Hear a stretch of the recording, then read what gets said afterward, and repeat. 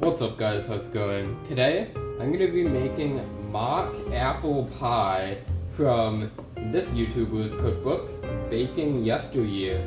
So, I've heard about this from other people and decided to try and make it. So the ingredients here are pretty simple. The recipe does suggest that you make your own crusts. I just went out and bought some to save time. And it's really pretty simple ingredients. You have 2 cups of sugar, 2 cups of water, you have lemon juice.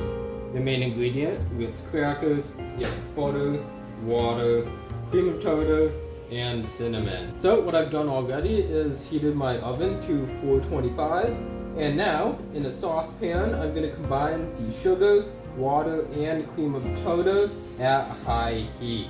And then it says here, once it boils, I'll reduce the heat for 20 minutes, then remove, stir in the lemon juice, and allow it to cool. So I'm going to put it on high heat, and in goes 2 cups of water. We also do have a separate 2 tablespoons of water, which is for later. We have our 2 cups, or about a pound of sugar. And we have our 3 teaspoons of cream of tartar, which gives it a bit of a tang, which the lemon juice will also help with. And as soon as we do this, I'm going to start stirring just to get it thoroughly mixed, and then we will transition to stirring occasionally. And then once it boils, which I can actually speed up on here with speed boost, and then I'll reduce the heat to medium and let it boil for 20 minutes. Now what I did actually is I just bought 2 pie crusts. So instead of doing a top and bottom, I'm just going to use, let's see, that seems the most intact. So I'm just going to cut part of this away to create a top crust. And then once we actually get it on the pie, I'll just flatten it a bit so that it looks uniform. There we go. Alright, now it is boiling.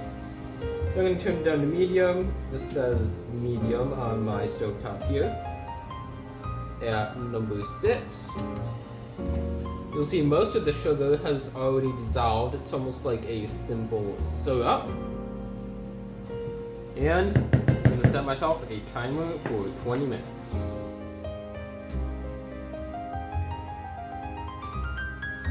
Alright, so next what you'll do, and I've already done actually just with a potato masher, is crush 40 Ritz crackers. This has in the book also, you want to leave some bigger chunks just for texture. So this should be about good. So you have lots of fine chunks and some bigger chunks in here. And while the syrup is boiling, I'm actually going to start putting the Ritz crackers into the pan, and it says just to distribute them here in the pie crust. So that looks pretty good. Next you're going to take the remaining 2 tablespoons of water and your large egg and mix them together to create an egg wash. So I'm just going to use a fork to mix this up. And now I'm going to just mix this until it's homogeneous. So now it's been 20 minutes since this has been boiling. So I turned off the heat, and I'm going to now stir in the lemon juice. Here we go. I'm just get this thoroughly mixed in here. You can see just how thick it is. You can tell it's definitely not just water. Now I'm going to give this a few minutes to cool, and after that happens, we're going to pour it onto our pie mixture. Alright, so now with our syrup cooled, time to pour it over our pie pan, and then we will sprinkle it with cinnamon.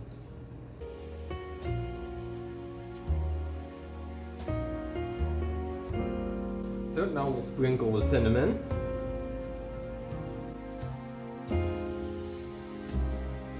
Now I'll put on our butter squares. Now I'll place the top crust over this. So right now I'm just going around crimping the edges, and you'll see I should have left it a bit bigger. I'm going to baste on the egg wash. making sure to get it nice and evenly spread over the top. Alright, now I'm going to put it in here for 10 minutes. After 10 minutes, I'm going to turn the heat down to 350 and leave it for another 20 to 25 minutes. And you will see here that it is dripping over the sides a bit, so I think using a whole other pie crust is the right amount for doing just the top here if you are buying a pre-made one. Alright, setting now to 350 for another 20 to 25 minutes.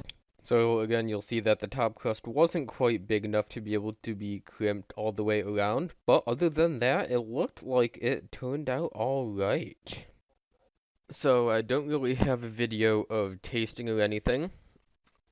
It did taste alright, and tell me that doesn't look like a very mushy apple pie.